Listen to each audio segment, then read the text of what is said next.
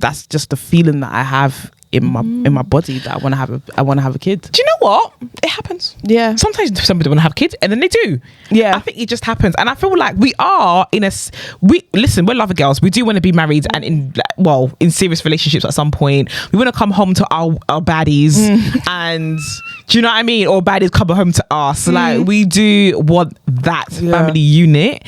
And I feel like that's just a part of that. Yeah. I feel like that's just a part of you want a family. I do want a family. I think obviously like the way I see romantic relationships is just like I don't need a romantic relationship to have a kid.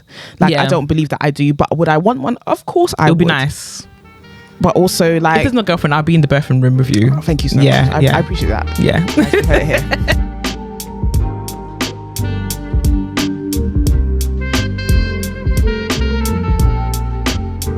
Hello. Hi guys, and welcome to 153 of the Two Twos podcast. I am Nana. And I'm Ro. Together we are Two Twos. As you can see, guys, last week I got caught out for not wearing a Pride t-shirt. Yep. I said I was going to wear a Pride t-shirt for every episode during Pride month. And last week, do you know what it was? It's because normally we come to the studio. Oh yeah. We come straight from home.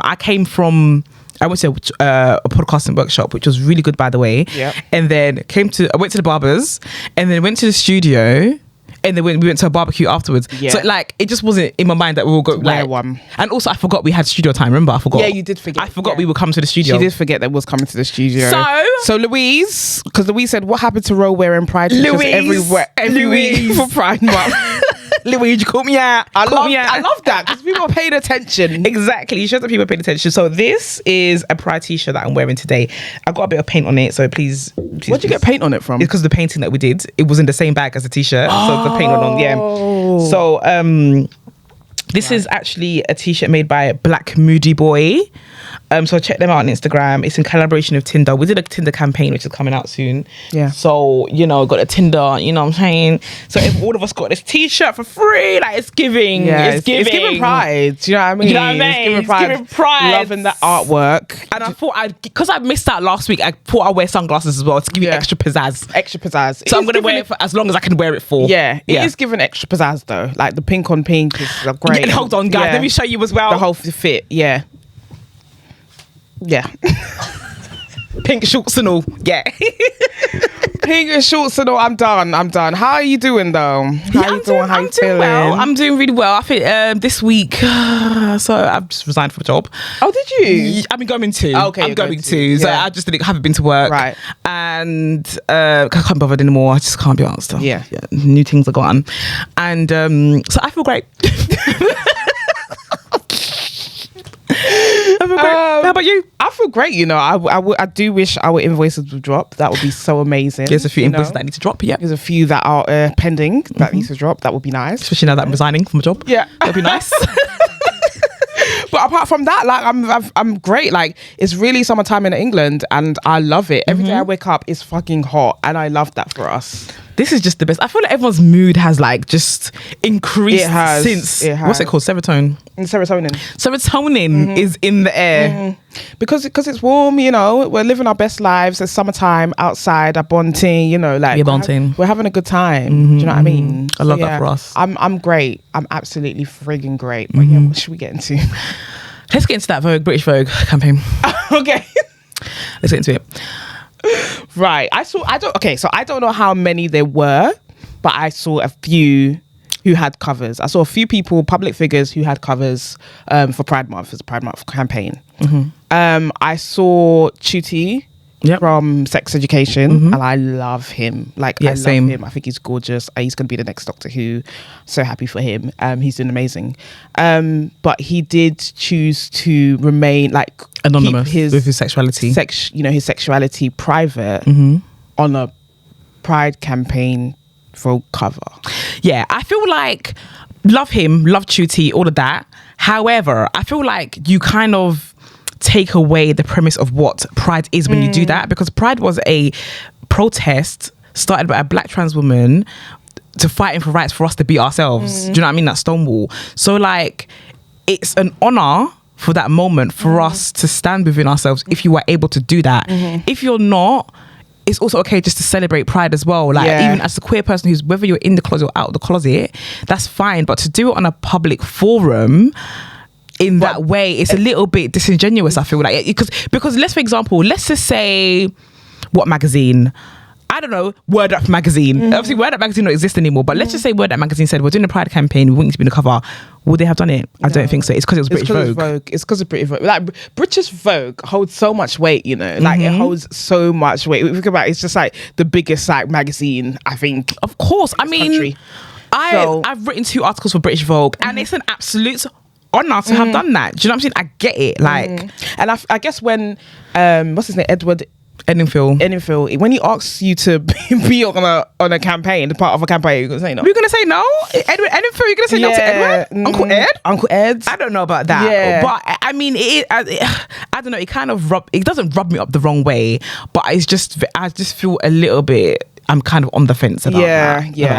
I understand. I too am on the fence because as much as I respect people choosing to live their lives privately, their romantic lives, their sexual lives privately, and I do respect that. But I just think at a time where it is Pride, maybe it's not the best time for you to do that if we're celebrating Pride. How do you celebrate Pride, especially in public, visibly? How do you celebrate Pride visibly and not speak about your own experiences? Or do you know what I mean? Like, it's kind of a weird one. I don't. Do you know, on the flip side, I've also thought it is a different type of queer identity, way of living.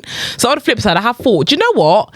He's doing this for all the other black gay men, or just gay men in general, who prefer to keep that part of them private, I guess, on a if you know kind of basis. And because that is very much valid to live that way. It's fine. Absolutely. It's absolutely fine. I respect that. So I was like, maybe that's representation for people like them. No, it is. But it's just this campaign, do you know? Because he's been doing that. He's never answered any questions about his sexuality. Like, he never has, which is fine. And no one has like been like, oh, he needs to come out, or do you know what I mean? He does not need to come out. Like, his life is his life. If he chooses to put his talents, first, and put his talents out there and keep other things separate, it's good to do that. He's fine to do that. Like, that is something that I would do, like, and I respect it. Do you know what I mean? But I think it's just at this time of Pride where it's just wrong timing. That I feel like that interview could have taken place at another time, or it could have gone to somebody else. Do you know what I mean? It could have gone to somebody else. A black gay man. I feel like it was just a missed opportunity to highlight a black gay man who's living their truth openly. But the thing is, there are not many, are there? I mean, Jason is there.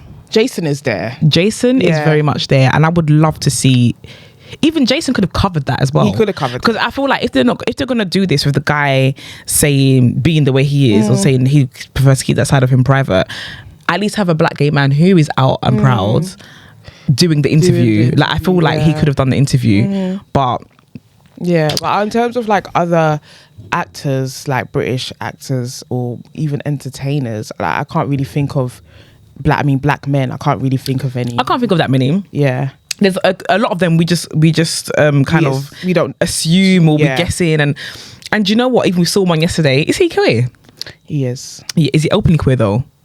I don't know. But he's played quear characters. I've seen him play a few queer characters. That's true, actually. And he's played straight characters too. But he's never said anything really about his sexuality either. And I guess, like, I get it. Like, Queen Latifah didn't say anything for years. Like, I think she's like a bisexual babe. Like, but she didn't say anything for years until like a few years ago when she did the BET Awards, and I think she won like an honorary award when she said she shouted at her family, so shouted at her wife and her kid. And do you know what I mean? Like, but it's been like, people have been talking about it for years. Do you know what I mean? So I get it. I just think just not at this time. Not for Pride. And the thing is, I've seen so much shit in this month of Pride, and we needed someone who's going to stand up. Do you know exactly. Because I just feel like the negatives outweigh the positives this Pride. I've seen flags being burnt. I've seen flags being taken down. I've seen flags being banned. Like, in American places, they can't put up pride flags in the month of June. This has been the most Pride month that I've experienced. Anyway, do you know what's mad? Before I was out, I don't think I ever acknowledged Pride month. I didn't either. I don't think I knew. I didn't there know was a about like month. the Pride campaigns until I came out. Yeah, not until I came out. Like before that, I don't think I knew there was a Pride month. I didn't know that either. Because it's my mum's birthday month. And I would remember if I knew it was Pride, and I don't. I did not know about Pride until like I was out. Yeah. And going to like events and stuff and meeting people, and that's when people told me about Pride. Yeah.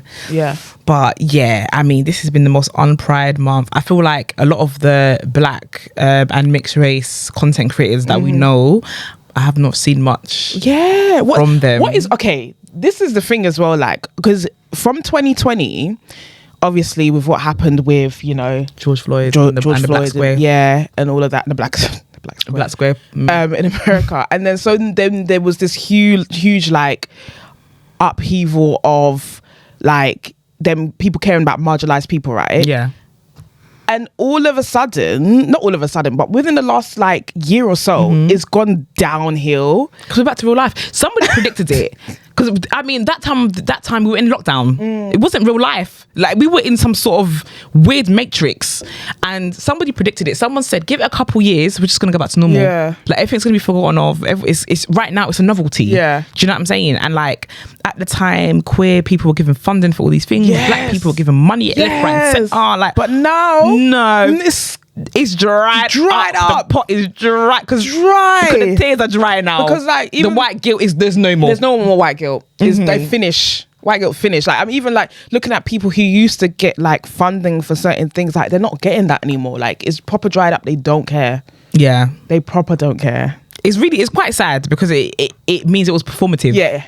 Exactly. Yeah. But, and I think a lot of people knew that it's performative anyway. But it was like, you know, we might as well benefit from it while it's happening. Of course. But and everyone had a right to do that. But it's just sad. Like, it's not just. It was just a moment. We were just a moment. That is really sad, though. Yeah.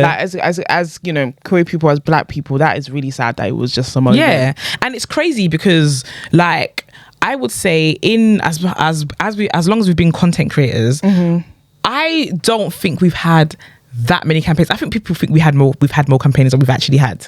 I mean, across the board in general. Across the board, it's definitely under 10. Like campaigns, it's under 5. Yeah. We did the LS one. We've worked to Adidas. We did a paid partnership. It wasn't a campaign. It wasn't a campaign. That's true. The LS one is the only one I can think of. Sure, a social media campaign. That is not. And we did, well, again, brand share the mic, but that wasn't a campaign. Oh yeah, that wasn't a campaign. We've done one campaign. We've done one social media campaign. We're about to do the Tinder one. Yeah.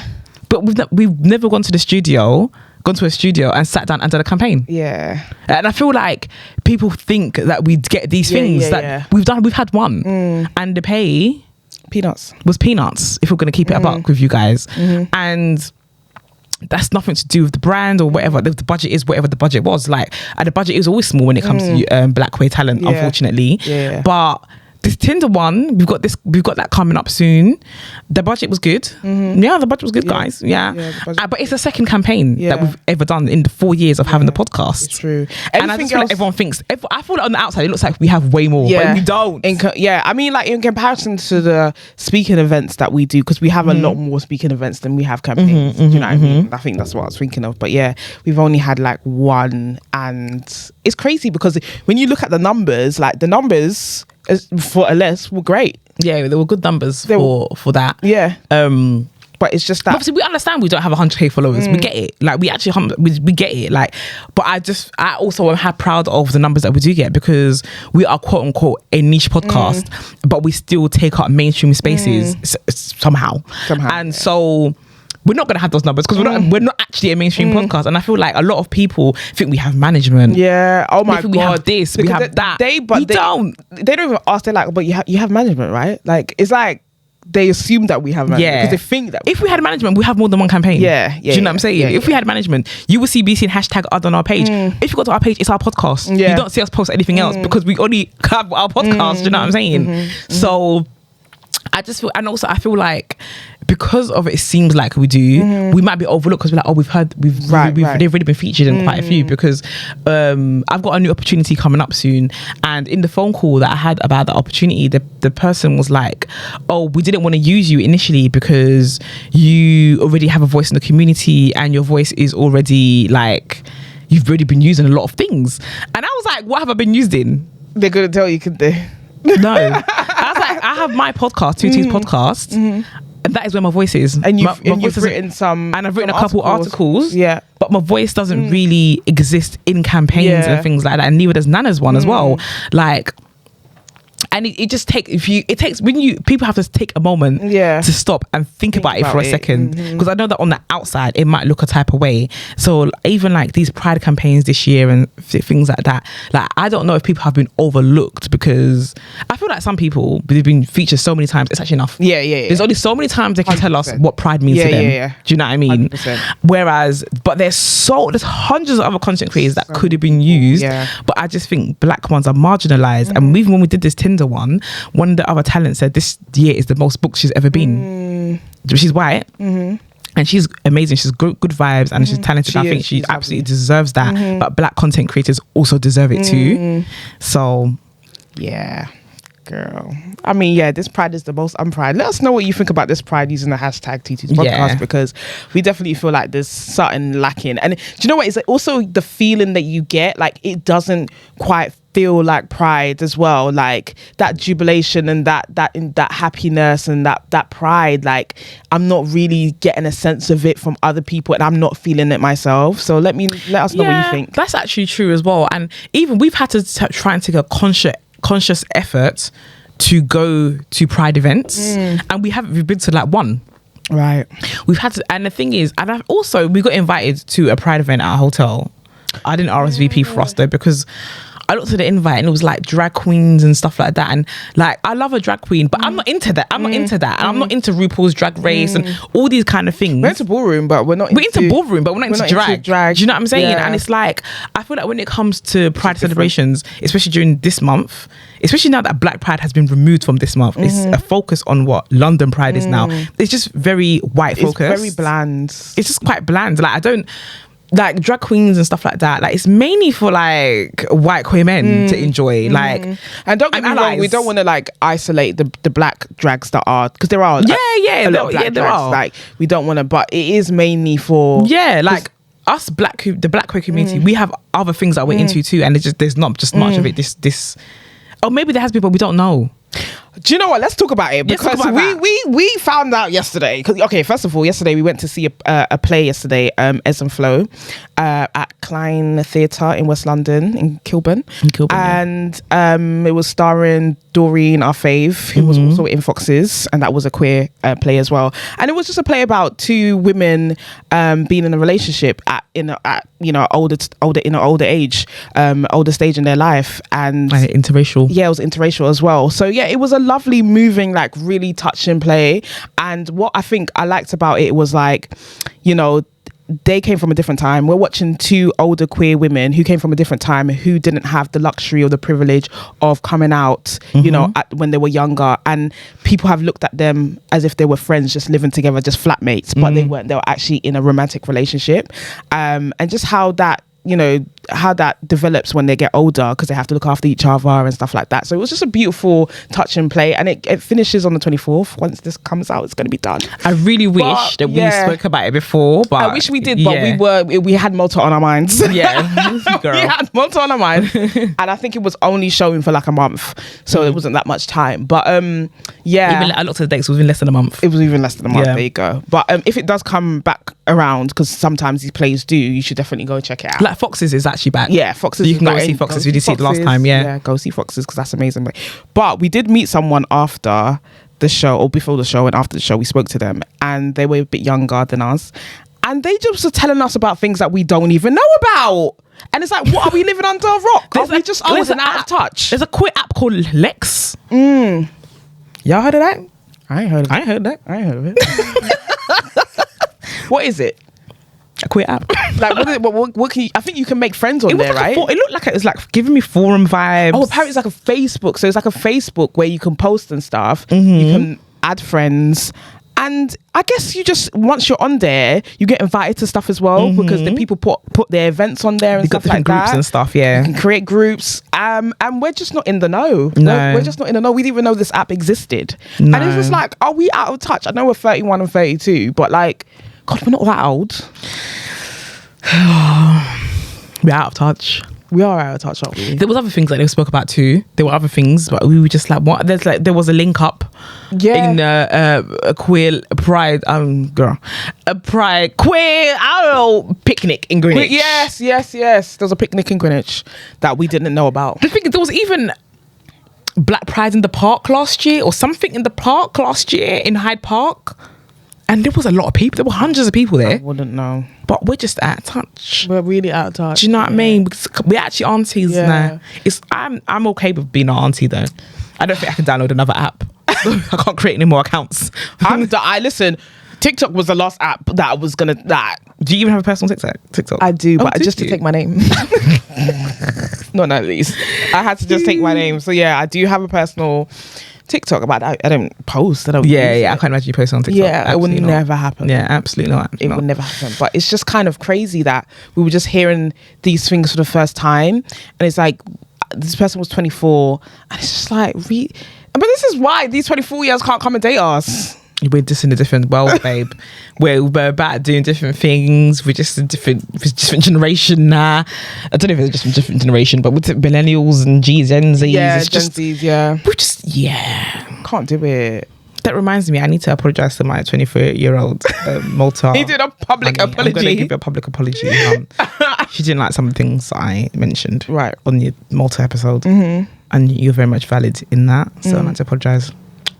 Let's continue. So currently, but you still stand in the same sort of space as you wouldn't date anyone younger than 27. Okay. Yeah, I do. Yeah, I do stand in that, and that's, you know, it's nothing against anyone who's 24. Like, it doesn't mean when someone says someone's younger than you, it doesn't mean that you're less than a person or anything like that. Like, for me, I don't want to take the piss out of you. I don't want to end up perpetuating someone's toxic ways onto you because you're younger than me. I don't want to take advantage of anybody, and I also don't want you to miss out on your 20s. I really enjoyed my 20s. Yeah. And I think everyone should do that. Like, I learned so much about myself, and I'm still learning a lot about myself. And now I'm unlearning some of the bad things I learned in my 20s. But I had a bloody good time. And the most important thing about my 20s is I figured out who I was. Yeah. And I was given space to do that because I was in a couple of relationships and a couple of situations here and there, but they all helped me to find out who I was. So, yeah. And I wasn't in love in my 20s as well. Yeah. I think that's true though. I think for me as well, it's just like, I just don't want to be like responsible for certain things. And then I don't want to be responsible for someone who has undeveloped emotions, because as I said, like, you just with age, with you know, life experience, you just become more mature and stuff like that. And don't get me wrong, there are some very mature like under 25s, like, I won't sit here and say that, but it's still about like life experience for me, and I just don't want to be responsible for certain things. And I really feel protective over women as well, so I just wouldn't want to do that. Like, that protective side of me just wouldn't want to do it. That's the only thing. And I just enjoy yourselves, man. Have fun. We're some grannies, you know. We like, are old. I know you see us outside, but we're old. Like, come on, we're struggling. Yeah, we're old. Like, just over the weekend I was talking to a girl at an event, and I was like, you ready for, like, she's 24, you ready for marriage and kids? She's like, yeah, I am. There's nothing out here. I was just like, girl. But do you know, they are probably a bit more mature than we were at 24. Yeah. They're definitely more, you guys are the more mature than we were at 24 for sure. And I love that. I do love that. And it means that there's growth somewhere in society. Like, we love that. Yeah. So anyway, enough about the young things. Love Island. Yeah. Love Island. Medi. Okay. So with Love Island, I don't know if you guys have been watching. I've been watching, and I've been tweeting from the Tutu's podcast account, because why not? I don't have a Twitter account. So yeah, I've been watching it. I've been enjoying it. This is a really good season of Love Island. Oh, this is one of the best for a long time. Yeah, one of the best for a long time, because people are crazy. But yeah, Mehdi, our lovely French babe. When he first came in, because he's one of the originals, when he first came in, I definitely had my gaydar pinging, but then also I felt a bit bad, because I felt like he hasn't stated that he's queer. Can I put that on him? That's not fair. Yeah. Do you know what I mean? That's not fair. You know what I mean? And he could be queer, which doesn't mean that LGBTQ. which doesn't mean that he doesn't like women. I think he could be bi. Yeah. I think it's possible that he could be a queer man. Like he could be pan, he could be anything. Yeah. He could actually be straight. And I just feel it has having Mehdi in the house, yeah. And me looking at him the way he walks, and even the argument I had with Whitney the other day when he was like, he just gets He's so I don't want to use the word sassy, but he does get a bit sassy. He does get sassy. But then straight London men apparently are sassy too. Yeah, but he does get a bit sassy. The things he says, I can imagine my gay friends saying them things the way he says them things. Yeah.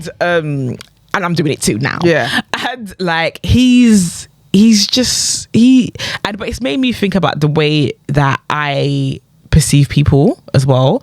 And it's made me think about like the stereotypes that we put onto people and what we expect from certain things. Like we say that we're she they because we don't know when people use the word she or her that don't know us what they expect from and the thing that's the same that applies to Mehdi. It applies but see, to that's Mehdi. why I didn't want to put that on him just because he is a certain way, because that's not fair. Like he could be a straight guy, he could just be French, because I was like, is he queer or is he just French? Yeah, he could be queer, he could just be French, he could just be French. And that is valid. I mean, from the interactions that I've seen with him and Whitney is a very unserious person. I just want to point that out. Whitney's there to sell her wigs, and I love that for her. And she is my favorite. I think she's my favorite. My favorite cast across the she's my favorite across the board, across all the Love Islands, across all the seasons. Yeah, she's my favorite because she's just so unintentionally funny. Yeah, like she's one of the viewers, but she's sitting in there with them. She's watching live basically. Do you know? Yeah, when she said, I think she tried to say to the girls she thinks that Mehdi's gay, but she tried to do it in code, but they didn't get it. Basically, I think it was after they went on the date, and she said something about Mehdi's just giving. Do you know what I mean? She did say that, and when she said it, like, do you know what I mean? She's like, do you see it? She's like, do you see it? Do you ever say that a guy is giving and say, do you see it? I mean, like, no, but do you ever just say a guy, like, as a straight woman or a woman that dates men, would you ever say, like, not you, I'm not asking you, I'm asking the people then, would you ever say that a guy is giving? Is that what you would use to describe them? I feel like it could say a guy's giving, because if a guy is like takes you out on a nice date and he's paid for everything and he looks nice, I think that he was giving. I think they could say that he was giving. Girl. I've never heard it. I don't think I've heard anyone say he was giving, unless it was a gay person. And when people say that gay men aren't giving because maybe the way they dress, the dance, whatever it is, but like they could say that somebody's that he's giving. Do you think that Whitney would ever say that about any of the other guys in Absolutely not. Exactly. that's my point. Point made. But Mehdi is giving. No, I love Mehdi. Honestly, I really do love Mehdi. And it's funny because I felt bad about like calling him sassy and stuff, but the gay guys are doing it. So I was just do you know what? If the gay men are doing it, then go on. You know what? Fine. And I just feel like that across the Love Islands, not everyone has been straight on that show. And they don't actually say that anyone's straight. They never say it because obviously they're there for heterosexual love. Do you know what I mean? So they're never going to say it. Have you noticed, sometimes when they do challenges, they tell people to kiss the opposite sex. Yeah. I feel like that indicates... If they ever said, just kiss the one that you like. Because that's actually happened before, Not on, I think it was 2 Love Islands ago or 3 Love Islands ago where 2 girls kissed. Because they were like, kiss the person the 2 people that you're attracted to. Something like that, And even on the American one as well, that's happened as well. I think I remember. Yeah, that's happened as well. One, anyway. The British one and American one. The girls kissed, 2 girls kissed, and the guys were like, whoa, like the British ones, the British people, they were like, whoa, like what is happening? I genuinely think there's one person that we know that was in it that was bi, or something, and there's a couple people that I've been looking at and thinking, so why can't Mehdi be bi? He could be. I did go on his Instagram. I did look at the people that he's following to have a look. And he does follow a lot of women though. I think he does like women. I do think he does like women, because I don't think he'll just come on the show to like cosplay straight. Do you know what I mean? Like, it just doesn't. It's just too for the opportunities afterwards. No, but it's just it's too much. Like, you're doing all of that. If I was a femme, I'd be on Love Island. No, but if you was a femme lesbian, you would go in lips man. I'd be a lips in man. You see. Use the hashtag and let us know for you femme lesbians out there. Would you go on Love Island and lips man just for the bag? Let us know. I would do it, because Whitney, do you think she wants lips Mehdi? But that's different. That kiss, yeah, I paused it, then I closed my laptop, and I haven't watched that kiss. I haven't seen the kiss. Even when like I saw there's a clip of her like cuddling him and in touching bed. him. The producers told them to do that. The producer said, listen, this isn't believable. This friendship that you're perpetuating is not the one. Yeah. It's given platonic. Do you know what? The other islanders got angry because basically, I don't know if you watched the latest episodes or the one before, they had to pick who was the least compatible couple. I haven't watched that one, yeah.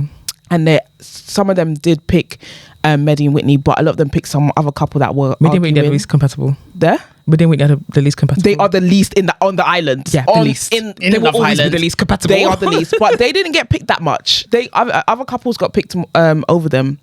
Like who?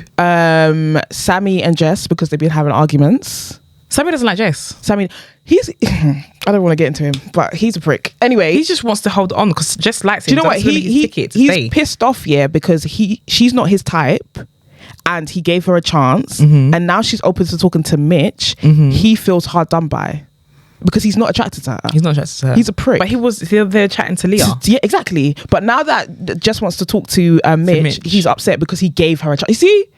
You see when people give people chances. You know what? The thing about this Love Island, the men are childish. They're so childish. Even Tyreek, he's childish. Somebody said he's given 90s good looking. No, he is. He's given 90s good looking. That boy is pretty. Very pretty. So pretty. When Ella said she's going to chat to the new guy, it's got 48 hours. I'm not going to lie, that's me though. Yeah, but look what he was doing.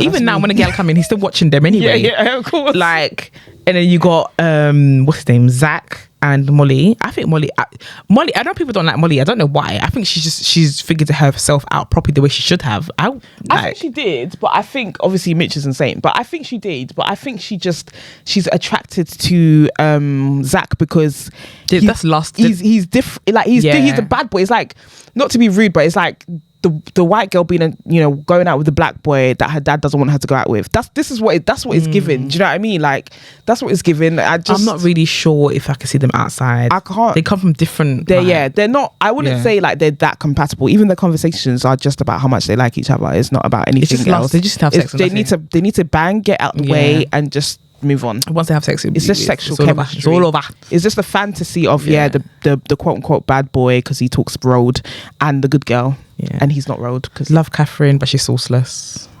So was Andre though. He was sauceless. But Catherine, she's given nothing. She's sauceless. She's giving us nothing. She's given us pretty. She's pretty, but she's just sauceless. Nice bum. And I've never wanted to vote out a black person of Love Island ever, but on this occasion, so boring. She's just so boring. Like, and that's what it is. It's not anything else to do with like, because when the guys are coming in, all like they all races, they all find her attractive. She's got a nice body as well. She's got nice. That's what I'm saying. She's got a nice bum. Yeah, they all giving her attention, but she's boring. That's why they leave. She's boring. She's just sauceless. Like, you can be good looking if you don't have sauce to back it up. There's just no point, really, is there? Tell them. Like, I was talking to one of my friends today, and she was telling me about this girl she's talking to. Proper good looking chap. I mean, chapess. She's a masculine presenting woman. Proper good looking, but she's just sauceless. She hasn't got confidence. She hasn't got that vavavoom. Je ne sais quoi. She doesn't have it. Like, you don't have to be that good looking, but once you have that, them panties gonna draw up. Yeah, you can be what they call, the girls call medium ugly. Which I don't really think exists, but you can be a quote unquote medium and have sauce and you'll be good. You'll be fine. The panties will drop. Who else is there in Love Island? Who's Leah with at the moment? She's coupled up with Mitchell, but Mitchell's taps, man. It's not romantic. She doesn't fancy him because he's weird. I think she's actually there for love. Yeah, no, she is. I think she seems like she's there for love. She's probably like one of the only ones. Ella and Tyreek will never last. I hate to say it. They're cute. They're going to last for about a year outside the house. Giving secondary school, break up every week. Yeah. Get back together. They will not last. Tyreek's going to last he's going to cheat when he comes out. Absolutely. He's going to... Listen. This boy that used to get attention anyway. Yeah. And they're going to come out so much more attention they had before they went in. So many women are going to be like throwing themselves at them and men, and they're not going to be able to contain, and they're young. To be honest with you, I feel like with Love Island, none of these people should be in serious relationships. These 21 and 22 coming on Love Island. Enjoy yourself. Do you know what? I'm not going to do that. Actually, Molly, if you want to be in a serious relationship, Molly and her man are very young. They must be like 25 now. Were there issues? Huh? They had some issues. They had Molly from Molly and the boxer. Yeah, They may have some issues. They married. Remember, she said that he wasn't there when her doing her pregnancy. Yeah, they do. But they're not married. Sorry, they just have a baby. Yeah, they just had a they've baby. been together since they came out of Love Island. Yeah. So I wouldn't leave Molly either. Would you? Respectfully. No, but I just feel like her man is such a he's such a chill person. Like, as much as he's good looking and he probably gets a lot of attention, I don't think it phases him. But isn't he's from the community of travellers, yeah, of travellers, and he's from the community of travellers, and they are quite loyal. From what I've seen on TV, anyway, what I know about them, they're very family orientated, very loyal to each other and their community, and they just really love family. Like, there's a travelling community in their Hackney Marsh, and I always see them. There's even one they're here. We always pass by the studio. Oh yeah, and yeah, they're just very close knit. Maybe it's just that, but he don't look like he's going anywhere. Just like Filipinos. Yeah, they love family. They're very family. They're in a relationship forever, and they're young from year young one as well. to they're old. It's very true. But like, he just doesn't seem like he's got some huge ego. But the people with egos like Tyreek, he gonna come out and be doing a lot. Yeah. But yeah, let us know what you think about Mehdi. We love Mehdi though. He's given. They were saying that how he doesn't look like his Instagram. I think he does. I think he does. He obviously his Instagram, of course, looks good, like extra bit more. Everybody looks extra good on Instagram. Do you know what I mean? Because you edit your photos. And he hasn't had a trim for how long? Yeah, none of them have trims. No, they don't have trim. And it's angles, it's lighting. He might do a little editing. Do you know what I mean? It just is what it is. Instagram is not real, guys, and let's not think that it is real. Okay? Yeah, because I don't think he's a catfish. No, I don't think that he's a catfish either. Like, people saying, no, I don't think so. Yeah. Do you know what I think it is? I think his Instagram page makes him look more masculine. That's what it is. Yeah, but like, in emotion, yeah, I probably look more masculine on my Instagram page. But when you start speaking, it's all, body language and stuff like that. You're one of the girls. Yeah. That's what people have been saying about us, that we're... Yeah, we love it. We are. I think some people say it to be like, they're projecting, because that's not what they expect from us, so they just project it onto us. And some people like it. They do love it, man. They love it. Yeah, some people. The one who was saying it recently, she loves it. Some people love the duality. I love that for us. Well, what else is on our agenda? Right, so something happened this week, and it kind of made me... And also, I was writing an article, which hopefully will be out by the time this episode is out, about masculinity. And one of the things I was speaking about on there is masculine presenting women. Basically, a lot of people think that masculine presenting women are trash, that we're vile creatures who are crazy and abusive towards our partners. And I just feel like sometimes that's true. That is, yeah. Sometimes that's absolutely true. And at other times, it's just not true. Like, somebody made a comment about Queer Ultimatum, saying that how all these masculine presenting women are on this show and they have a lot of trauma from walking through society presenting the way they do. And but it's not just from presenting that the way they do, it's how they've been treated. Yeah, how they've been treated because of that's what she meant. They've been treated because of the way they present in society, blah, blah, blah. There's a lot of trauma from that, and then it comes out in different ways in their relationships, in toxic ways. And I just feel like that is true, but also I feel like, do we always need to vilify every single masculine person who acts crazy during a breakup then? Because at the end of the day, a lot of time men, when they act mad or they do crazy things, they are given grace. When women do it, it's just like, oh, you're a woman, so you shouldn't be doing that. Where is the grace? It's true, there's too much expectations on women in general, regardless of the way that we present, I think. And you're right, with guys, it's like, oh, boys will be boys, or men have more testosterone. There's testosterone. There's always like an excuse for them. You know, there's always an excuse for them. But with women, it's like, oh, you gotta kind of act like a lady, or you can't shout, you can't. Do you know what I mean? You can't be aggressive. You can't. And I'm not saying that it's okay to be aggressive. I'm not saying it's okay. It's not. It's because it's not. It's not okay to be. But it's the grace part that is given to men that is not really given to, let's say, masculine presenting women. Yeah, I don't think so. And I see it every single day. You lot have male friends who are cheating up and down. Yeah. And your female friend, a masculine presenting friend, will cheat her one time, and you're going to vilify them forever and ever. But yeah, I just feel like it's just one rule for the other. And I see it all the time. It is hypocritical. Yeah.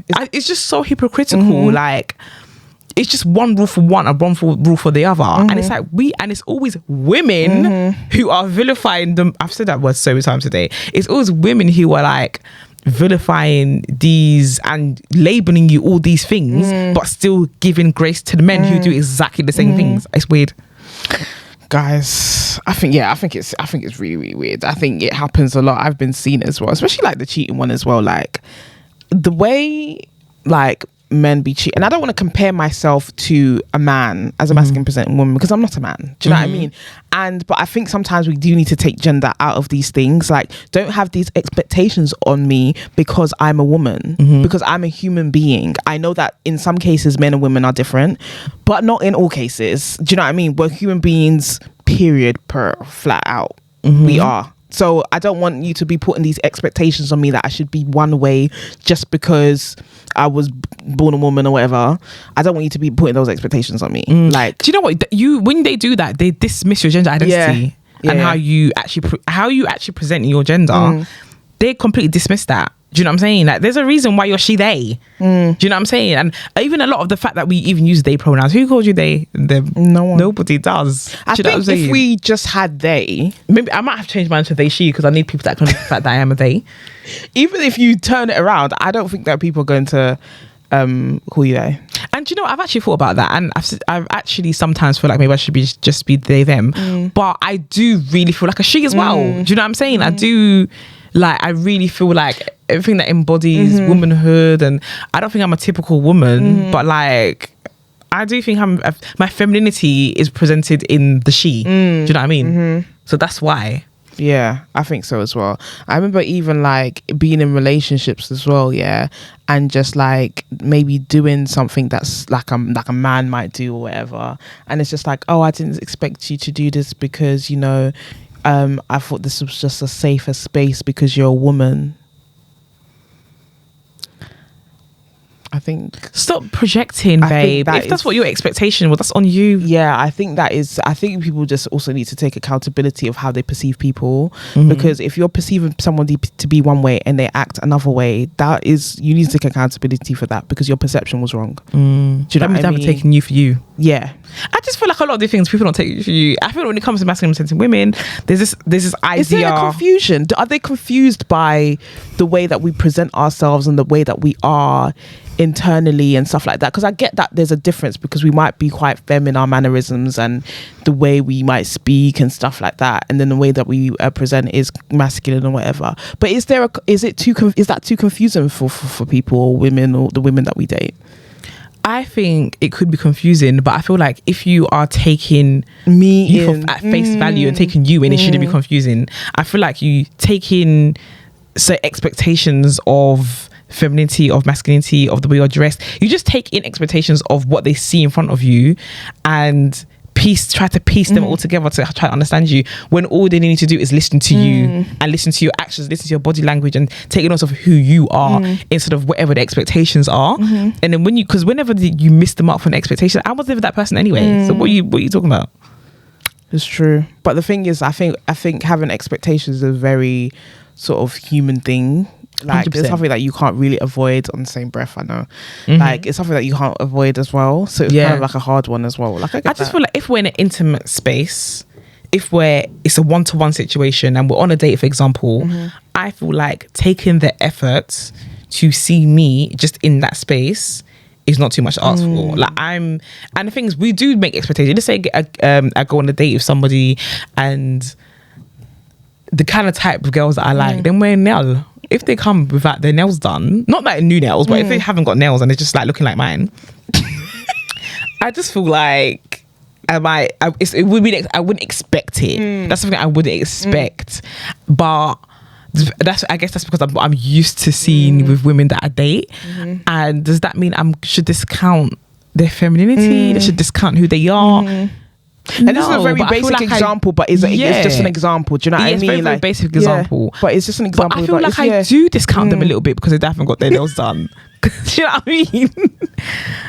I'm so sorry, but I'm just being honest. Like, I do feel like if someone doesn't have their nails done and they come on a date with me, I'm just in my mind they're not as feminine as I would like them to be. But maybe they just haven't got their nails done that day. Yeah, maybe. But in that moment, maybe they didn't have time to go to the the nails. Something, it was really busy. Really busy on the weekend. Yeah. So sometimes, maybe they just didn't have. But then again, no, yeah. Say that. We said get you some pop-on nails. Give me some, like Temmie last week. Pop. They look good as well. You know what I mean? Like pop-on nails. I don't know. I'm kind of obsessed with nails in it, but we're same child. This is relax all that. Yeah, same child. But yeah. I think I agree with you. Like, I feel like sometimes people don't really see you. You can be in a relationship with someone for years and they don't see you. Do you know, they might know you because they've been with you for years, they've experienced you for years, but they don't really see you. Yeah, I said that before. I remember that relationship. I say it all the time that I don't feel seen, and I say it to them like I don't feel seen.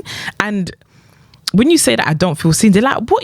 No, people don't get it, and it's like, even with the ultimatum, I feel in some ways Ozzy didn't feel seen. Yeah, and you have to acknowledge that. She didn't feel seen at sometimes, and I think it's because of the expectation. Do you think that the expectations of being a masculine? I feel like there was quite a few expectations on that show of the femmes that the femmes had on their masculine presenting partners. Yeah, the whole obviously Yoli expecting Mal to have just all this money in the bank for IVF. Yeah, even in the relationships around us, in the real life queer relationships around us, even in the hetero ones as well, there's just always an expectation of your partner to be whatever you perceive them to be instead of like who they actually are. Sometimes, not across the board, but sometimes a little bit odd things like you're expecting your partner to be this way, but they're not actually. They can't be like that. That's not who they are. Yeah. It's funny, even like the masculine presenting thing, because every masculine presenting person is different.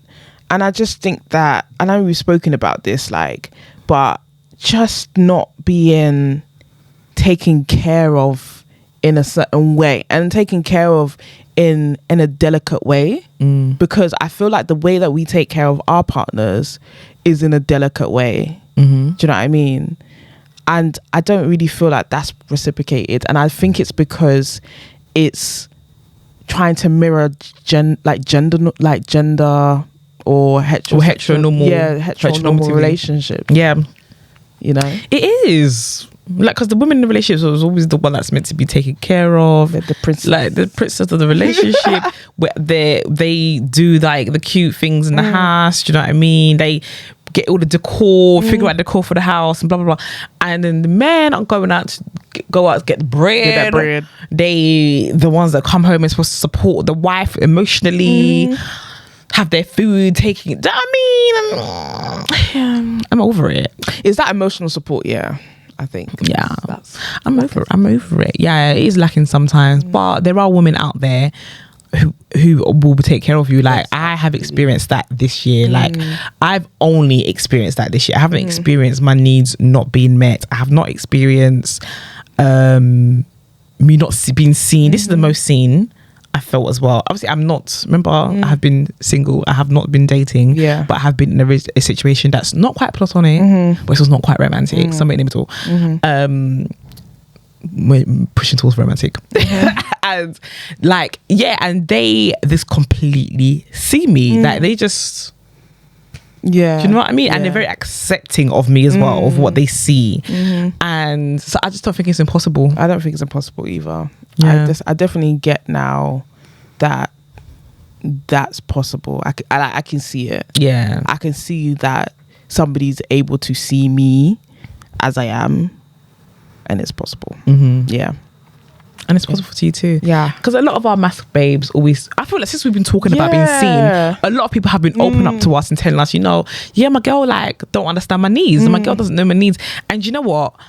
Your girl's not going to know your needs unless you know your needs. I don't think I knew my needs before. No, you didn't. I definitely didn't know what my needs were. I thought I wanted to be cooked for. I thought I wanted the massage, which I do. Those are part of my needs. But there was a lot of emotional needs. There's a lot of other things that I needed as well, which I couldn't really recognize until I went through something traumatic that I exposed that I needed something. I'm talking about my article. It's all in my article. Read my article.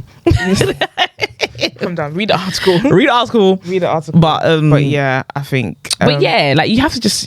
So it takes a lot of self work to know what your needs are, so you can communicate it. Yeah, no, 100%. It does take because a lot of the time you just, and the thing is, the way you act out, you'll be acting out in stupid ways because your needs are not being met, but you can't communicate it because you don't know what your needs are. So it's really important to do that inward work, like look inside, look inwards, and investigate, find out what your needs are. You know what I mean? Because it's really important. Like if your partner doesn't know what your needs are, they're not mind readers. Do you know what I mean? Well, there's only so much they can do. Yeah. So it's really important.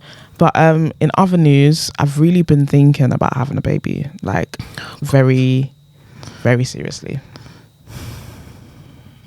Right. Yeah. Are we still on this? Yeah. She said this the other day on the tube, but just was very confused. Yeah, she was very confused. But I've been thinking about it quite seriously. Just get it out of the way, you said. That's what you were. I mean, yes, I would like to get out of the way. That is something. But at this point, it's not really getting it out of the way. Do you know what I mean? Because it's not getting out of the way. It's not, because I'm 31. When you're in your early 20s, that's getting out of the way. That's what I'm saying. So it's not really getting it out of the way. I don't know why I said that. But no, I've been thinking about this seriously. And I don't know what has happened, because like if you'd asked me like a month ago, I'll be like and ahhing, and it might change, do you know what I mean? But I've never been so sure of that. And I'm not saying I'm getting pregnant tomorrow, but what I'm saying is having a child. I'm thinking about it seriously. Do you need some love? No. I would rather have a baby than be in a relationship. I mean, love. Do you need love from the child? No, I just want to need something to love. Well, maybe, yeah, but I do think it will be the greatest thing I ever do in my life. I'm just asking because you've been very indifferent about having kids. I have, but it's not about wanting something to love or me having someone to love me. That's not what it's about. I feel that's just the feeling that I have in my body that I want to have a kid. Do you know what? It happens. Yeah. Sometimes somebody want to have kids and then they do. Yeah. I think it just happens, and I feel like we are we're lover girls. We do want to be married and in serious relationships at some point. We want to come home to our baddies, and do you know what I mean? Or baddies come home to us. Like we do want that family unit, and I feel like that's just a part of that. Yeah. I feel like that's just a part. You want a family. I do want a family. I think, obviously, like, the way I see romantic relationships is just like, I don't need a romantic relationship to have a kid. Like, I don't believe that I do. But would I want one? Of course I would. It would be nice. But also, like... If there's no girlfriend, I'll be in the birthing room with you. Oh, thank you so much. I appreciate that. Yeah. I heard it here. But yeah, I do want a kid. And I would love to have, like, a family as well. Like, but... I don't know, but I would love to have a baby. So if there's any queer guys out there that wants to go halves on a baby, I'm here. That'd be cute, actually. I think that'd be quite cute if you had a baby father. Yeah. How would you split up the parenting time? For the first... Actually, that's a bit rude, isn't it? Because I was going to say for the first year, baby will be with me. But that's like, we have to give more responsibility to guys, because they just be sitting there saying, oh yeah, I had to babysit my kid. No, there's no such thing as babysitting your own child. Somebody said that their mum didn't pick them up on time on Sunday. So what? That's your child. Yeah, that's your child. If they don't pick up the child, so it doesn't even matter. Exactly. Like, so I think I would...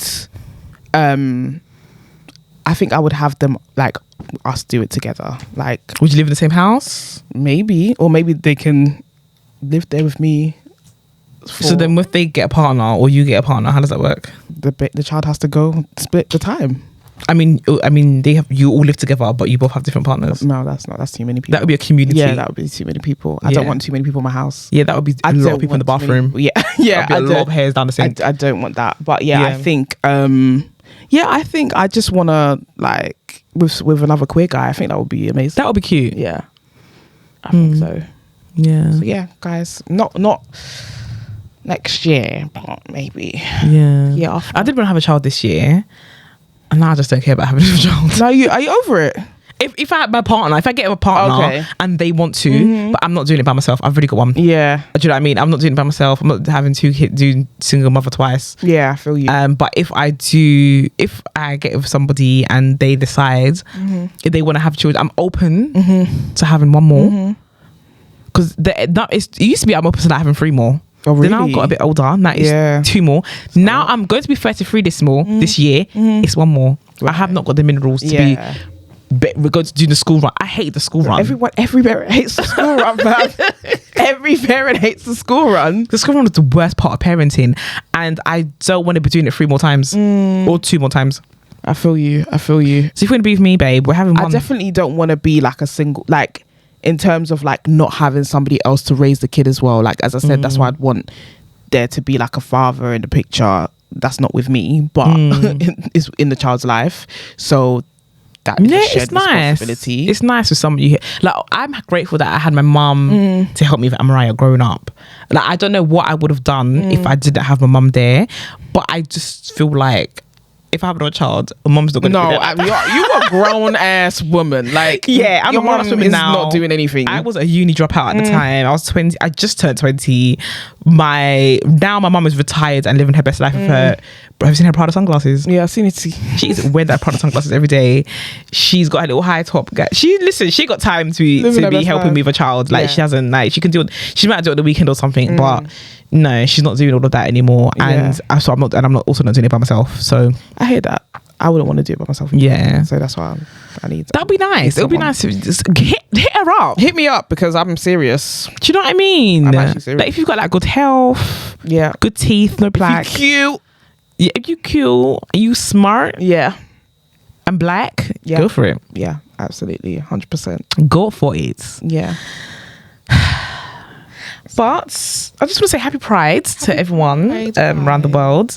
Oh my God, get tickets to our event. Oh my God, that was in my mind, but it totally left my mind. But yeah, we're having an event on the 16th of July. This is our Tutu's Pride Party in Paddington. Guys, it's going to be lit.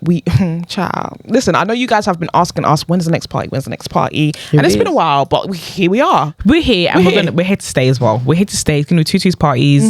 We're here to stay. Let us know what you want. Like, if you want to help us out as well with like DJs and stuff like that, let us know if you DJ.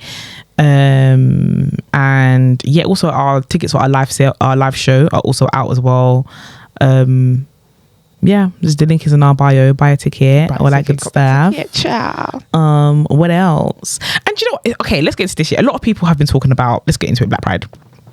Like Black Pride not being black enough and I just feel like at this point you need to accept Black Pride for what it is. It's not changing. It's not changing. Like if you don't like what it provides, just create your own. Now, Nana's camera has died at this current point of time, so we're going to end the episode here. Thanks for listening, guys. Do you want to come into the frame here? Maybe? No. She doesn't. Thanks for listening, guys. Make sure you use the hashtag Tutu's podcast and conversation on Twitter. Make sure you rate and review us on Apple Podcasts and Spotify. Make sure you like, comment, subscribe on YouTube. Follow us on our socials. Share our podcast. Like, just share, man. Yeah. I don't think many people share our podcast. That we know. They listen in secret. Y'all listen in secret. Do you know, at this point we've accepted that you guys do that. But just like share, buy a copper ticket to the live show, copper ticket to our party. This summer we outside, we are bouncing. I want to have all that good stuff. Until next week, peace.